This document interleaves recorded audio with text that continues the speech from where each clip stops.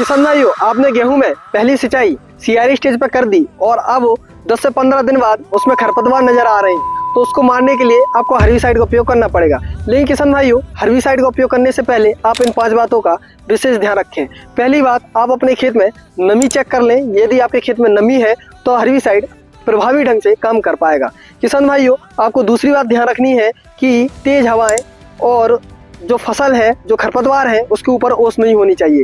यदि खरपतवार और फसल के ऊपर ओस है और तेज हवाएं चलनी है तो उस समय आपको हर्बिसाइड का उपयोग नहीं करना है, क्योंकि उस समय हर्बिसाइड अपना काम सही से नहीं कर पाता है। किसान भाइयों, जो आपको तीसरी बात का ध्यान रखना है कि आपको हर्बिसाइड को सही मात्रा में उपयोग करना है, ना तो कम लेना है, क्योंकि कम लोगे तो खरपतवार नहीं मरेंगे और ज़्यादा लोगे तो दवाई का असर आपकी फसल पर भी हो सकता है, आपकी फसल झुलसी हुई नजर आ सकती है। किसान भाइयों, जो आपको चौथी बात का ध्यान रखना है, चौथी बात का ध्यान ये रखना है कि आपको सही अवस्था में हर्बिसाइड का उपयोग करना है।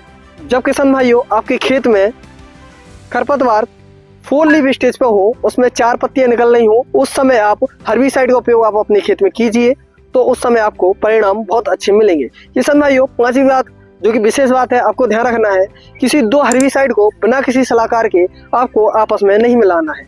जैसे कि चौड़ी पत्ती के लिए आपने कोई अलग रसायन लिया और सकरी पत्ती के लिए आपने कोई दूसरा हर्बिसाइड लिया और दोनों को आपस में मिला दिया, हो सकता है कि उसकी गलत रिएक्शन हो और आपकी मुख्य फसल को भी हानि पहुंचे। इसलिए आपको बिना किसी सलाहकार के अपने मन से किसी भी 2 हर्बिसाइड को आपस में मिलाकर के स्प्रे नहीं करना है।